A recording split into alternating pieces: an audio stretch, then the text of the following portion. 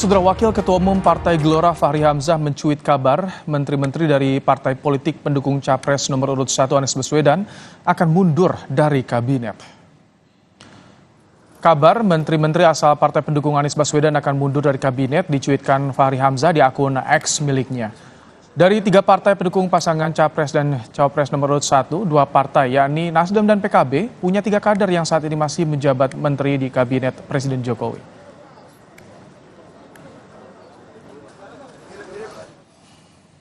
Dalam unggahan di akun X miliknya, Wakil Ketua Umum Partai Gelora Fahri Hamzah mencuit, baru mendengar kabar baik bagi demokrasi kita bahwa calon presiden nomor urut 1 akan mengumumkan bahwa seluruh partai pendukungnya akan mundur dari kabinet pekan ini. Katanya, ini dalam rangka memantapkan posisi sebagai oposisi di pemilu nanti. Info ini perlu ditanyakan kepada yang bersangkutan.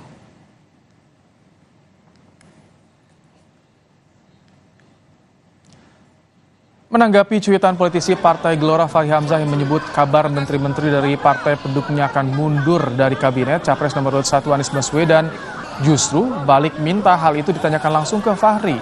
Kata Anies, soal itu nggak level dia jawab.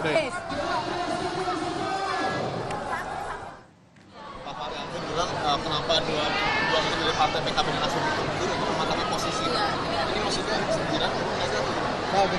suruh dia jawab sendiri. Menurut saya nggak level untuk dijawab.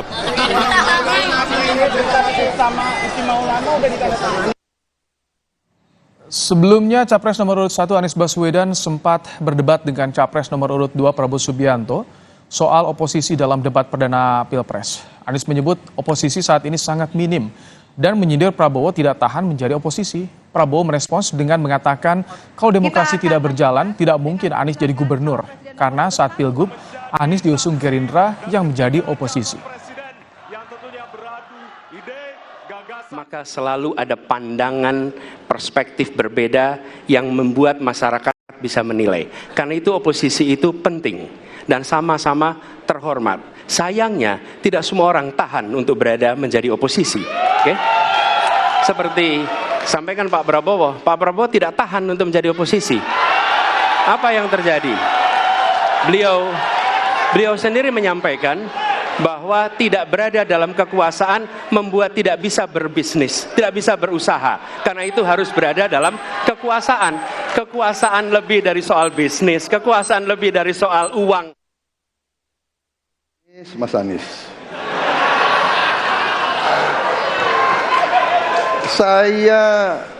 saya berpendapat Mas Anies ini agak berlebihan.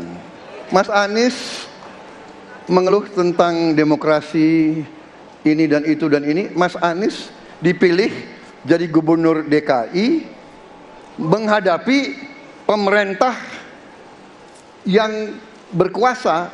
Saya yang mengusung Bapak.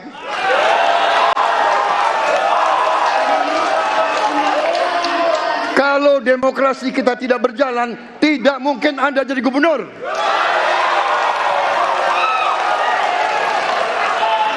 Kalau Jokowi diktator, Anda tidak mungkin jadi gubernur. Saya waktu itu oposisi, Mas Anies. Anda ke rumah saya, kita oposisi, Anda terpilih. Waktu habis, Bapak. Harap tenang, Bapak Prabowo. Baik, Pak. Sindiran Capres nomor urut 1 Anies Baswedan untuk Capres nomor urut 2 Prabowo Subianto dalam debat Capres yang bilang kalau Prabowo tak tahan di posisi oposisi berujung saling sindir di luar arena debat. Wakil Ketua Umum Partai Gelora yang juga pendukung Prabowo Gibran, Fahri Hamzah, balik menyindir soal posisi partai pengusung Anies yang masih berada di kabinet pemerintahan Jokowi. Soal saling jawab isu oposisi, kita akan bahas, saudara, bersama dengan Wakil Ketua Umum Partai Gelora Fahri Hamzah, ada juga Direktur Eksekutif Indro Strategik Ahmad Khairul Umam, dan ada juru bicara Anies Mohaimin, Bestari Barus. Assalamualaikum, selamat petang Bang Fahri, Pak Bes, Mas Umam. Waalaikumsalam warahmatullahi wabarakatuh. Yang pertama, Bang Fahri, itu tweet yang disampaikan Anda, informasinya dari mana? Valid tidak? Itu betul akan mundur? Ya, jadi saya bertengkar sejak selesai perdebatan itu dengan banyak teman di banyak grup WhatsApp dan lain-lain, itu tentang apa yang diulas oleh Kompas tadi, saya terima kasih ulasannya, itu tentang oposisi. Saya kira agak penting untuk bertanya sebenarnya, menjawab gugatannya Bung Anies Baswedan tentang siapa sebenarnya yang tahan beroposisi, siapa yang tidak tahan beroposisi. Nah, perdebatan itu yang kemudian mengantarkan kepada informasi yang saya dengar bahwa cukup tertekan juga sang capres ini karena menggugat seseorang yang hidupnya itu sangat banyak dalam posisi oposisi, bahkan kemudian dalam situasi itu pun dia membentuk dan mengorbitkan banyak tokoh-tokoh dalam situasi beroposisi itu, termasuk saya kira Gubernur Jakarta yang lalu Bung Anies Baswedan itu diorbitkan. Saya tahu betul prosesnya karena sebenarnya di koalisi waktu itu yang sudah bersiap-siap untuk dicalonkan oleh Pak Prabowo dan koalisinya adalah Profesor Yusril Iza Mahendra yang waktu itu surveinya sangat tinggi melawan Ahok. Tapi kemudian Bung Anies masuk belakangan atas rekomendasi dari Pak JK waktu itu yang menelpon dari luar negeri. Setahu saya yang saya dengar seperti itu. Jadi sebenarnya itulah yang saya tagih sekarang ini.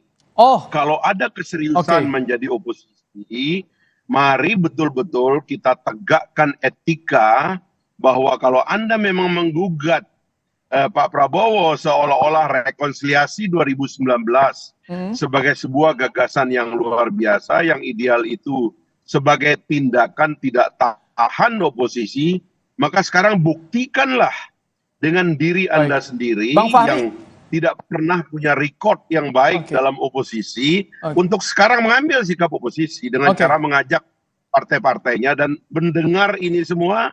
Kita senang kalau memang itu akan dilakukan gitu loh. Saya kira itu idenya. Saya tangkap ini jadi sindiran ya Bang Fahri. Ini jadi sindiran karena kubu pendukungnya Anies masih ada 2 partai yang berada di pemerintahan. Tidak konsisten soal oposisi perubahan itu Bang Fahri. Karena pendukung beliau dalam perdebatan dengan saya menyerah dan mengatakan, saya dengar juga akan ada tindakan untuk mengundurkan diri dari kabinet pemerintah. Itu dari 2 partai itu? Alhamdulillah kalau itu dari PKB dan Nasdem sekarang. Ya saya dalam grup diskusi lah kan, saya punya banyak grup kan. Kalau kita diskusi itu kadang sampai pagi kita diskusi di grup WA itu. Saya mendengar kabar itu ya alhamdulillah, mudah-mudahan benar gitu loh. Supaya konsep menuduh orang lain tidak siap beroposisi itu jangan backfire kembali kepada dirinya sendiri dari satu fakta bahwa kaki tempat dia berdiri itu sepenuhnya masih ada di dalam pemerintahan. Kan itu masalahnya. Plus tradisi-tradisi berjuang yang hampir tidak pernah menjadi oposan gitu loh. Kita tanya langsung ke Pak Bes ya, Bang Fahri. Pak Bes, betul ada rencana dari Nasdem dan juga PKB mundur pemerintahan dan tadi ditantang soal konsistensinya ketika perubahan oposisi mundur. Pak Bes. Nih, saya mau tanya dulu. Bung Fahri yang dulu pernah menyatakan Pak Jokowi sinting di tahun 2015, ini sekarang jadi jubir istana atau apa gitu. Kan dulu pernah mengatakan Pak Jokowi itu sinting gitu. Diksi itu mungkin tidak perlu diulangi lagi. Pernah menyindir atau pernah mengkritik Pak Jokowi ya Pak Bes, karena kita live juga nih. Ini kan mengklarifikasi bahwa sebetulnya mengkonfirmasi bahwa sebetulnya Bung Fahri ini juga nggak tahan jadi oposisi kan gitu. Iya toh. Boleh saya jawab nggak? Boleh saya jawab nggak? Baik. Silakan gimana Bang Fahri itu langsung. Saya tidak ada dalam kabinet. Selesaikan dulu. Tidak ada dalam legislatif. Partai saya partai baru. Tidak ada di dalam kekuasaan, tidak dimanapun. Jadi tidak bisa dipaksa untuk mengambil sikap berada di dalam pemerintahan atau di luar pemerintahan. Sebab partainya belum ada. Baik. Bagaimana caranya berada dalam pemerintahan? Sudah ya, Bang Fahri soal tadi sudah Anda jawab. Saya langsung kasih kesempatan ke Pak Bes. Pak Bes, silakan lanjutkan. Pak Anies Baswedan ini ada hubungannya dengan Pak Jokowi. Ini hubungannya dengan calon Anda. Dia juga bukan bagian dari anggota Partai Nasdem. Beliau juga bukan anggota Partai PKB, bukan juga PKS. Masa Pak Anies disuruh oposisi? Terus kemudian Jadi berarti nggak ada hubungannya antara pencalonan Anies Baswedan dengan partai politik. makanya tadi harusnya diperdengarkan dulu apa yang disampaikan Pak Anies oleh karena apa. Beliau tidak menuduh Pak Prabowo, beliau hanya menyampaikan fakta. Dan Pak Prabowo tidak membantah itu kan cuma nyengir aja Pak Prabowo. Dan kemudian Anda seakan-akan menjadi perwakilan daripada Pak Jokowi untuk menyampaikan itu kan salah sebetulnya. Hubungannya dengan Pak Jokowi, ini kita bicara Pak Prabowo kok. Saya anggota tim juri bicara Pak Prabowo, Bung. Bung Fahri begini, jangan partai Anda diklaim sebagai partai gurem, kemudian Anda coba mengubek-ubek cara sampai nggak ketemu, akhirnya menyampaikan partai baru tidak ada istilah partai gurem, Bung. Agar tidak semakin melebar, menyerang pribadi, biar mendapat langsung objeknya. Pak Bes, siapa yang akan menjadi partai 2024, siapa yang tidak? Oke, tahan dulu ya. Pak Bes, jadi betul akan mundur atau bagaimana dari Nasdem? Punya nama yang baik, kemudian jadi miskin ide untuk menyampaikan hal-hal seperti ini. Oke, kita kembali ya ke tadi pertanyaan Pak Bes. Bagaimana, apakah betul ada informasi mundur tadi Pak Bes? Apakah, kenapa? Soal informasi tadi ada rencana mundur dari Nasdem dan juga PKB dari pemerintahan ini? Itu didapatkan dari siapa? Tadi disampaikan Bang Fahri. Bang Fahri ini apakah juru bicara semua partai yang ada atau bagaimana? Cukuplah. Itu digelorakan saja gitu. Jadi biar kita yang mengurus partai kita, mudah-mudahan gelora nanti bisa lolos parlemen gitu. Ngapain daripada menyampaikan, kok nanya-nanya ada apa kan gitu. Biar kami yang mengurus urusan kami.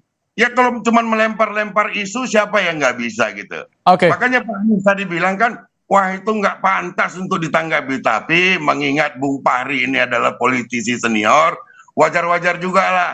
Saya yang diutus. Makanya jangan sembarang ngomong, jangan nuduh orang nggak kuat oposisi. Padahal dia sendiri tidak punya record kuat dalam oposisi.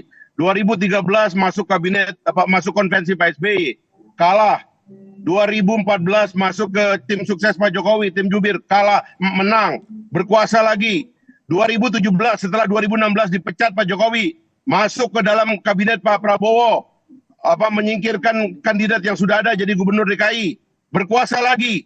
Sekarang 2019 ikut Pak Surya Paloh. Ini oposisi apa macam begini? Jadi nggak usah mempersoalkan membuat orang yang hidupnya penuh dengan tradisi oposisi dengan orang yang nggak punya tradisi oposisi dalam hidupnya. Mengubah cara bagaimana mendapatkan elektoral. Pak Anies itu tidak pernah mengatakan dirinya oposisi. Kapan? Coba di mana rekamannya? Jadi jangan juga sebagai politisi yang kata orang. Tapi kenapa dia mengatakan tidak kuat beroposisi? Anda membuat bagaimana? Jawab itu. Pak Anies mengatakan bahwa dirinya adalah... Tahan, Bang Fahri, Pak Bes, tahan dulu. Kita akan mendengarkan pendapat dari Mas Umam. Mas Umam, soal oposisi kembali disinggung di debat perdana Pilpres, dan ini menjadi bahasan yang menarik, diskursus menarik. Apa yang Anda baca soal ini? Apakah betul konsistensi di oposisi ini masih dipertanyakan dari antara calon ini? Iya, perdebatan tentang konteks peran oposisi dalam ruang demokrasi itu memang sangat penting. Karena kalau misal oposisi tidak kuat, memang kemudian tidak ada check and balances yang memadai. Sehingga kemudian praktik-praktik autocratic legalism, kemudian proses legislasi yang kemudian tidak partisipatif dan lain sebagainya, itu relatif kemudian memungkinkan terjadi. Nah, kemudian dalam konteks hasil debat kemarin, memang kemudian ada semacam indikasi atau bahkan terkonfirmasi ada kecenderungan narasi-narasi kritis yang saat ini berkembang itu bersifat hermaprodit atau banci, di dalam arti bahwa apa yang disampaikan misalnya bicara tentang konteks kritis, kemudian menyampaikan isu-isu yang mencoba untuk mendegradasi argumen yang disampaikan oleh pemerintah, tentu itu sangat positif. Tetapi dalam konteks komposisi struktur kekuasaan yang melatar belakanginya, kalau misal kita cermati misalnya narasi kritis yang disampaikan oleh Mas Ganjar, praktis per hari ini PDIP masih ada 7 kursi menteri dan wakil menteri di pemerintahan.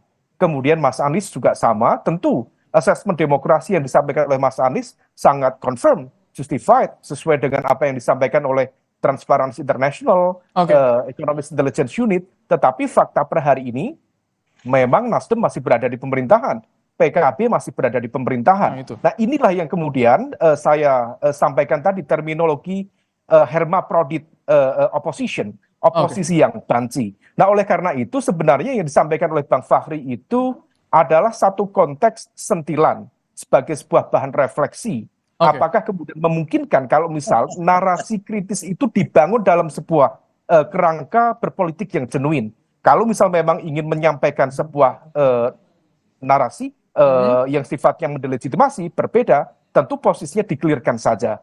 Nah, memang saya sendiri juga sempat beberapa waktu lalu mendapatkan informasi serupa, agak mirip yang disampaikan oleh Bang Fahri, tetapi tentu tidak mudah untuk mengkonfirmasi. Jadi menarik ya, baik Mas Umam, soal pertanyaan oposisi konsistensinya ini sejauh mana kita akan bahas karena juga menarik ditunggu dengan kondisi PKB dan Nasdem masih berada di pemerintahan, bagaimana para pendukung Anies ini akan all out dalam debat Pilpres yang saat ini masih running. Kita akan bahas usai jeda, tetap bersama kami di Kompas Petang.